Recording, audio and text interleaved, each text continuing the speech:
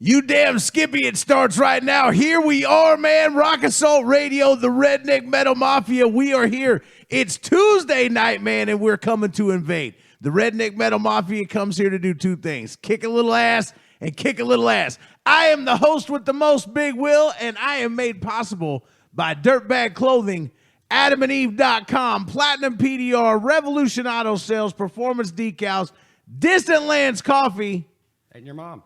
And my mom. And your mom. And my mom. Right. Metal Mike, what the hell is going on your side of the table, man? Man, I thought I'd come and kick it and, like hang out and talk to, Tracy Guns. And, Phil, man. Phil's calling in. Yeah, dude. LA Guns is calling in tonight, man. So I really didn't get a chance to look it up, but how many years has this band been around? A long goddamn time. We're talking like the mid-'80s, right? Listen, we're not going to get into the hubbub Wikipedia shit. We're going to get into their mind, and we're going to. I'm going to ask them three simple questions. Tell me about the early years. Tell me about the Reformation, and tell me about this upcoming tour they got. Hell yeah. That's it, man, because that's going to cover everything. Right on. Man, it's amazing that, I think it's cool that bands are still sticking in there like that, I remember seeing LA Guns on Headbangers Ball, and that tells you how long that dates that, Bro, I just got to say, I got to stop real quick and say something because my mind is still blown. Is anybody sticking around that just got done listening to our newest show, man, River Bottom Radio? I don't know. Jesus, God, they're good. Yeah. Dude, they play some shit. I love it, man. Great fit. We had a little bit of technical difficulties, man, through a couple of the tracks, but I put it out there, man. I own that. I've seen the posts. I know the guy, the Dirty Mike, right? Yeah, man. The cancer thing going on. They got the wristbands for sale. We've been pushing that. We threw in 2 T-shirts to give away, man. They got some drum heads autographed by Texas Hippie Coalition, and they're gonna, whoever wins is gonna get to Texas Hippie Coalition. Yeah, That's man. Cool, whoever wins is going to be able to take over their show, man. Yeah, I see. And so that. it's That kind of like cool. a grand prize deal.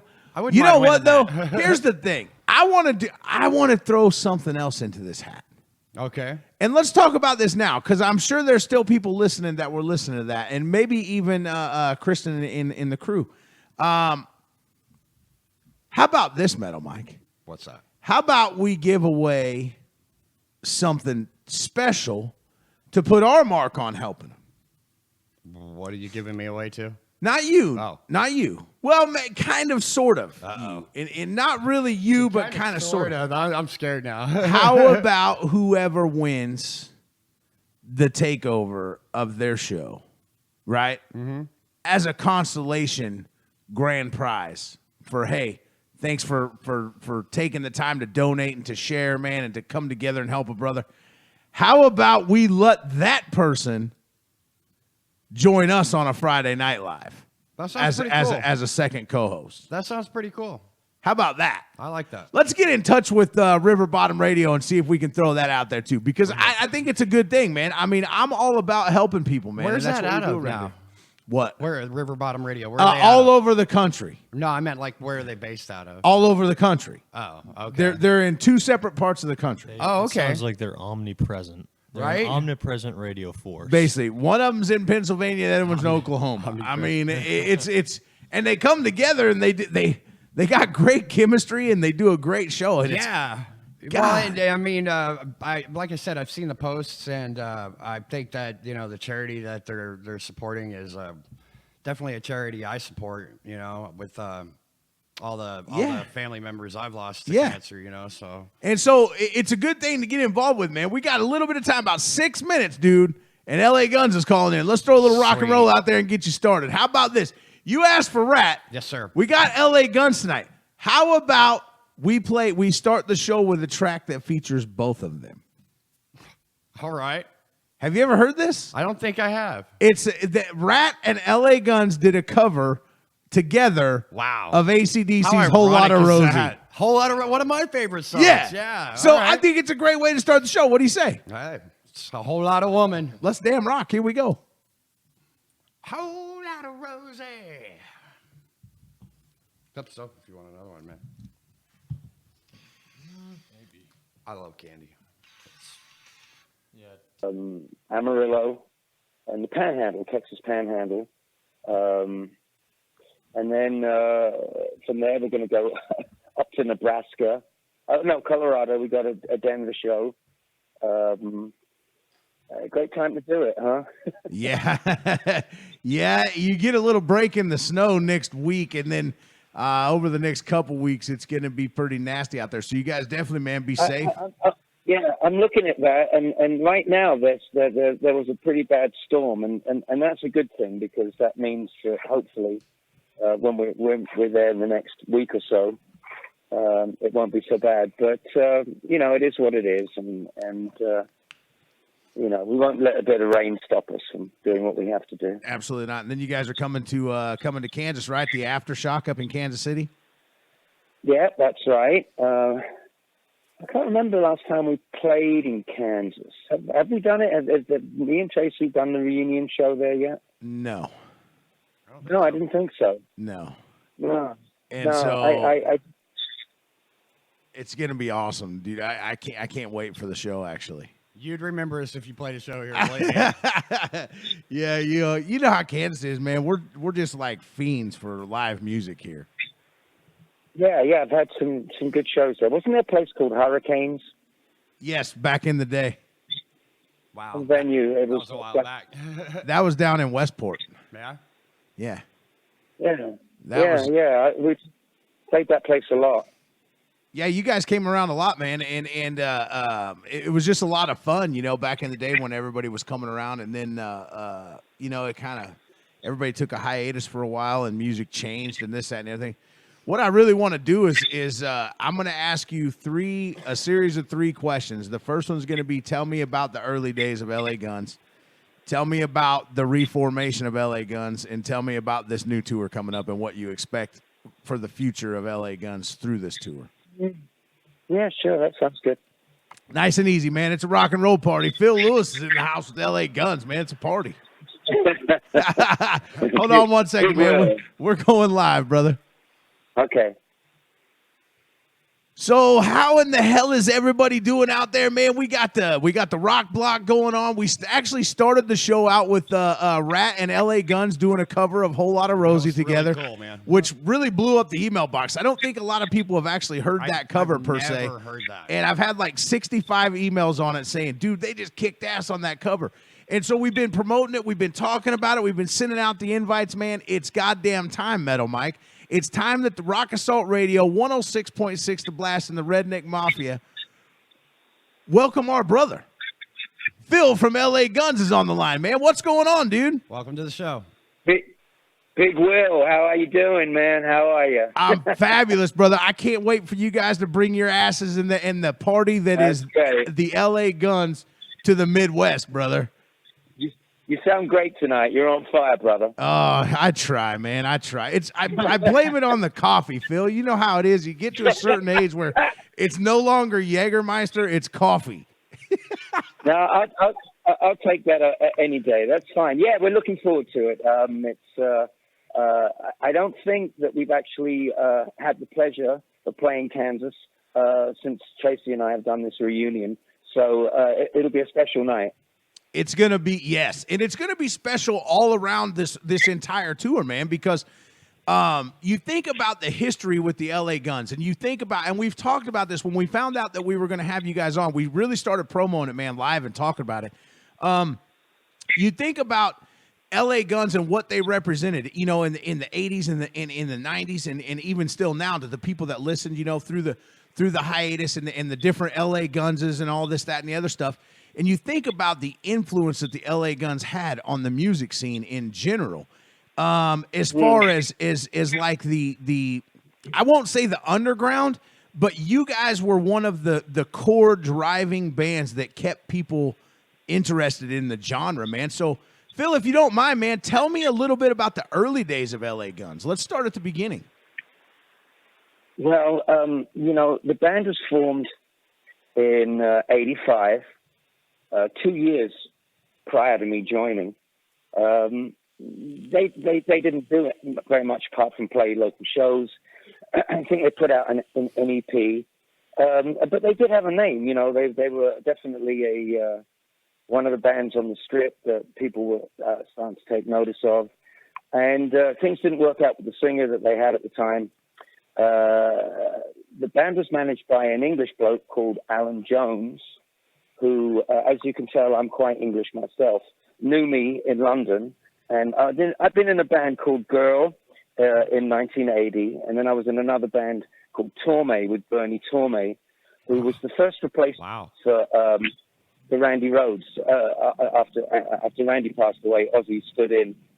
Bernie stood in for Ozzy, and he played guitar with Ian Gillan. He was Ian Gillan's riding partner on most of his solo stuff. So I'd gotten as far as I could go in a big fish in a little pond, in London, and I really needed to step up my game a bit. And I got an offer. I got a call from Alan telling me about this band that were blowing up the Strip, and Tracy, and how exciting it was, and would I be interested in coming out? And I said, how soon do you need me? He goes, well, whenever you want. I said, well, how about tomorrow? Right. So, I didn't have much. I had a couple of $100, a hairdryer, a couple of pairs of jeans. And, I came out. I didn't know how long I was going to stay. I thought, well, maybe a couple of weeks, see how it goes. It could be fun. And I met the guys the night before. Alan took us out to dinner, and we all got on great. And the next day was the first rehearsal. And, Nicky was setting up his drums, and, Tracy's tuning his guitar. And, they're just setting up, and not much for a singer to do. So I just went over to my mic and, made sure it was on. Check, 1, 2. Just like that. And Tracy looked up from his guitar and he goes, yeah, that's it. You'll do. You got the gig. You're hired. that was my audition. And it was great. I mean, it was like I died and gone to heaven. It was just dreary, cold, rainy London. Not much happening, no music scene. And then bang, all of a sudden to be dropped off in Hollywood at that time, palm trees and bikinis and stiletto heels, and it's just absolutely fantastic. It was a dream. It really was a dream. I was pinching myself at times, and yeah, it was really the Cat House scene, and I was actually going to ask you about the Cat House, because I grew up hearing stories about it, and I kind of watched the scene grow on MTV through the Cat House. And it's hard to explain. It was like Caligula. All right, that's a very good description. I get it. It was Sodom and Gomorrah. Believe me. That's what I heard. So. You never seen anything like it. Studio 54 didn't have nothing on the Cat House. That's what I've heard. And I've heard that too, and so it's kind of cool. Didn't Ricky Rackman own that place at one time? Yeah, Ricky and Tammy. It was their venture from Faster Pussycat. It wasn't a Tammy from Faster Pussycat. Okay. It wasn't a static building. It was a club that moved from various venues. Okay. So you get transplanted from London to the States, and you join this band that is already getting a name for themselves up and down the Strip, and they're just animals. Just on the cusp. They didn't have a record deal at the time, so I was in the band for about 6 months, and we did some demos, and Bob Scorrow from Polygram signed us and changed our lives forever. And then the madness that is known as LA Guns today was born. And what a way for me, for a kid from London to see the States. We were on the tour bus, an old Silver Eagle. We've got the Van Halen blasting on the cassette. No internet, no cell phones, no nothing. It was just a band, just us. And we were on the road for 2 years. And that's a long time. Either you grow to love each other forever, or you grow to hate each other in that amount of time. Yeah. I mean, it was the greatest adventure. I mean, it really, magic. I mean, golden days for me. It was so much fun. But you guys played some really, really, really, really big shows, man, and went out and did it. And then so then it comes time for the band to kind of, I don't want to say disband, but kind of just go separate ways. Everybody kind of goes their separate ways. And I don't want to harp on that a lot because I want to glorify. You know what? No, I tell you something. I'll tell you, Will. When you see these Beatles interviews from the '60s and the Stones interviews, and some of the Jimmy Page stuff, they ask them, how they see their lives in 4 or 5 years, and they're like, "Oh, I don't know. I might be a chemist. I might work at the library." And I never thought. Like I told you, when I first came out to LA, I thought maybe I'd stay out for a couple of weeks. I never expected it to do so well and to last so long. So when it did finally go tits up, I mean, I was disappointed, but I was just kind of shocked that it lasted as long as it did. Huh? And that's just my attitude. It's a staple for what you guys represent as far as the music industry in that time, though. It got cheesy, though, didn't it? You got to admit, it got real. The scene got cheesy. I have to agree with you. It really did. It needed a change. We were never cheese. We were never that. We weren't the big smiles. We weren't a blonde band. The antithesis of that. No, you guys were the bad boys, bikers, man. Yeah, you guys were the I rough know, boys. But we came out in that time. So we're lumped in with that genre. You see how it goes? Right, I don't believe in the whole genre thing. I believe in being able. I know. I mean, to me, it's kind of music racism. Yeah. So whatever. So let's people listening to music. Yeah. No shit. So let's talk about the reformation of LA Guns and how that all kind of came about. If you can talk about it, At what point did you and Tracy sit down and say, "Man, let's do this again"? Well, okay. I'll go back a bit. Tracy and I fell out in around 2003, and it's so long ago, and it's so unimportant. I don't know what it was about, and I don't really care. But we spent almost 15 years apart from each other. We didn't see each other at all. We didn't even run into each other. We never in the same venue. We never anything. It was just like we went completely separate ways. And of course, it was a terrible time when he had his version. We had two versions of the same band out touring at the same time. He's definitely the lowest point of LA Guns' history. Just embarrassing, just absolutely. But we're working musicians. That's how we make our money. It's what we do. And we were just at war, and it was just something we just had to deal with. So it was a very, very long time, and I never thought that I would, even run into him, let alone play it in a band with him again. And then I got a call just around this time, 2014.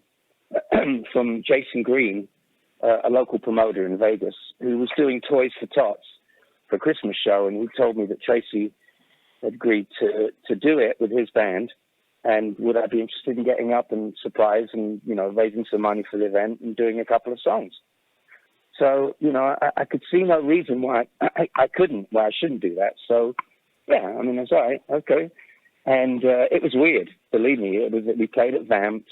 And we didn't rehearse, and we didn't even sound check. All we did was like Over the Edge and Sex Action and enough stuff that we can both do in our sleep. So I just showed up, like 10, 15 minutes before we were supposed to go on. And Tracy's sitting in the dressing room by himself. And he was just like drinking a glass of milk. And it wasn't milk, it was a White Russian, actually. But it looked... It looked like he looked like 9 years old. He looked like a kid. It was so weird. And to think that, this guy had been my nemesis. I'd been like feuding. The person it just wind me up the most. And there he was in the corner drinking a glass of milk. So I sit down, how you doing? All right, okay, yeah. And, and we didn't really say, we didn't peel the onion or anything like, well, it's been a while. We just got up and we played our couple of songs, and it went well. People were blown away, and it felt good, I got to say. Playing with him is, we have that chemistry. We've got that Keith Richards, Mick Jagger, Steven Tyler, Joe Perry vibe. We have that. It's a dichotomy. It doesn't, just because we're partners and brothers doesn't mean we always get along. Right. We you know what I mean? It's real, and so it felt good. It felt like my brother, and like for all the fighting and all the feuding and everything, I have to say it. It's like, if it wasn't for Tracy, I wouldn't be here. We wouldn't be having this conversation. So I have to remind myself of that a lot. And it just struck me as like, we haven't communicated, done nothing, and in over 15 years. And I felt that wasn't good for the fans. That was kind of an insult to the fans. That was something that, it wasn't, it was like vain of us, because we should be working, we should be making music, and that's what expected. And so, yeah, we started playing each other ideas and songs, and before we knew it, we were making The Missing Piece. And which is a stellar record, by the way. Thank you very much. You wait till you hear the new one. I can't wait. I can't wait for the show, man. And I definitely want to meet up with you guys and shake your hand. And, yeah, of course. Thank you guys for coming on and doing I'm glad you like. Yeah, I'm glad you like The Missing Piece. You didn't hear me say you're going to love the new one. Oh yeah, I heard it, and I can't wait. We just finished it. And isn't it typical that we're the only band that not only do we put out a record in 2017, we got to put one out next year too. It's just like no other band does that. If you're gonna do it big, man, and that's what LA Guns always represented to me. I feel like we're making up for lost time. But you're doing it well. That's the thing. It's not rushed. It's not it's not forced. It's there and it's real. Like you said, it's real. Oh, very real. Definitely very, very real. I just absolutely love it. And it's more. It's a bit more sophisticated, but it's still got the vibe. It's still got the LA Guns vibe, and it's what I'm real proud of it. Of course, Speed and the Flood of the Rain. There's some really, really amazing moments on that record. Can't wait to hear it. Speed's a great song. It to me, Speed. Thank you. Speed to me, when I heard it, I was watching the video and I was listening to the music and I was like, dude, this is still LA Guns. Like this is where they picked up right where they left off. Nothing has changed. Yeah, I know. That's not easy to achieve either. No, right? but that's a statement of how real these guys really are, man. Oh yeah. Yeah, it was a great way to get out the gate, huh? It was a perfect first single. It was absolutely stellar. Like I said, man, I love that track, and I can't wait to hear the full length, man, and really get behind that, because I support the shit out of the LA Guns at this station. Man, they got the coolest band logo ever, man. It's like the two guns, It's awesome. So then it comes out, man. So you put out a record last year. You're putting out one next year. You have to go on tour, right? And so tell me about this upcoming tour you guys got going on, man. Where's it taking you? Well, I mean, to be honest, we're just tying things up now. We've got these shows just before Christmas, and then we got two before New Year's, and then we're going to be down for a while. And the record's coming out in March, so we've been everywhere. We've been to Australia, we've been to Japan, we've been in Europe, we've been everywhere but Kansas. So we couldn't go down before coming back playing right. It's like we ended up right where we started. That's coming full circle right there. Right there, you see. Now, yeah, our job is done. Mission accomplished.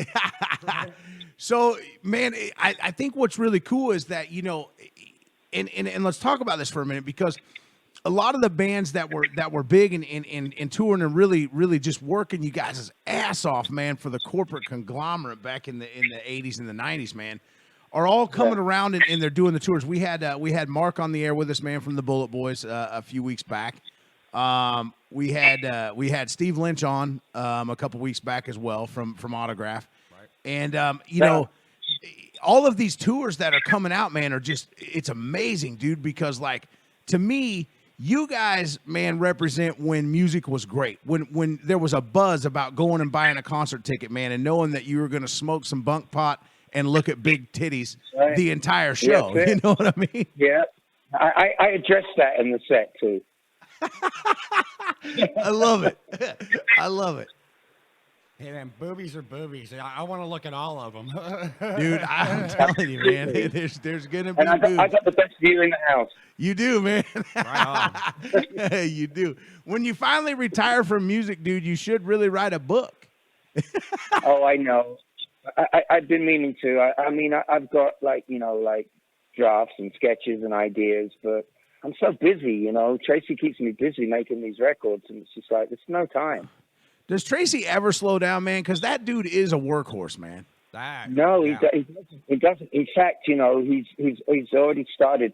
He wants to do a solo record. He wants to do like a 3-piece band, and just he can't help himself. He's just constantly. So let me ask you, Phil, on a personal level, when you first joined, you know, with LA Guns, and then of course, you know, through the progression and the growth of the band and everything else, how did playing with a musician of Tracy's caliber, man, how did that, it forces you to pick up your game, because the creativity that flows out of that man is an untapped well of gold, man. Yeah, well, that's true. And you know, he makes me work harder than any other guitarist I've ever, any other musical partner, because I've really, as you say, you got to step it up. I won't play. I mean, I'll play acoustic guitar with him, but I would never play rhythm guitar on stage. Fuck that. Why? Why would you even try? Because he's so good and so musical, and you know, it's just like he brings it out, and he's really good at putting bands together. He always finds the very best musicians. Johnny Martin on bass, a phenomenal musician. Shane Fitzgibbon, our drummer, young guy, he's in his early 20s, just brilliant, incredible drummer. Nice guys, easy guys to tour with. And now we have Ace Von Johnson playing rhythm guitar. You know Ace from Faster Pussycat? Right. So he's helping us out, and it sounds really pretty big, pretty tight. It's gonna be an exciting show, and to anybody, man, that's wondering, it's a monster. You can go and check out LA Guns website, man. The list of the tour dates are there. They're coming to a city near you, man, especially in the Midwest Belt. I suggest, if there's one suggestion that I have for you, treat yourself to an LA Guns show for Christmas. Yeah. And just do it. Yeah, yeah. And we have a secret weapon too. We have Def Leppard sound man mixing us. Oh shit! So you guys are gonna sound huge. So, yeah, so it's not the house guy, you know. It's not like whoever got the shift. Nice, man. Nice. Yeah. It sounds monstrous. It's absolutely fantastic. I can't wait, man. Like I said, we'll be there, and man, I definitely gonna hook up with you guys, man, before the show and shake your hand. And Phil, man, that'd be great. Please come say hi. I really appreciate the support, and it's great talking to you. And I'm really looking forward to the show. Thank you, man. The only thing I can say to you, Phil, man, in parting is you've got a brother here, man. I've been a lifetime fan, and now, man, you're talking to you, man. You're part of my family, brother. If you ever need anything, man, you've got my number. The only mistake you'll make if you're in this area is not reaching out to me, brother.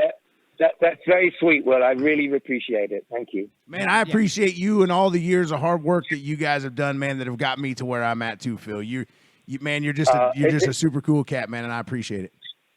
it's not work if you're having this much fun. That's what I tell people, but it's I've still said work, the Phil. same thing to this man so many times. It's still work, Phil. You got it. It's the music business, man. Yeah, It's work. Of course it is. Of course it is. All right, you guys, you take care. I'll see you in a few days. Hey, man, take care, brother. We'll see you in Kansas City. Cheers. Bye. Dude, you did. What a down-to-earth guy. How awesome was that for That was real? really cool. And so for you, Cam, sitting there, you just got a piece of music history blown in your ears with the things that this guy's he was done, dropping some names and the too, people man. that he's played with and collaborated with over the years, man. And so for you being a young musician, especially a guitar player, man, I wish that Tracy could have joined and just kind of said something, but I know, here's the thing, dude. This is how deep our roots really run.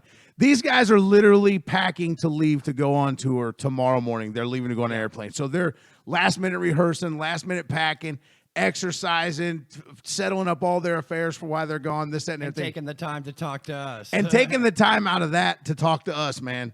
That's cool. Puts us ahead of the ball game. You know what? Piss on everybody else.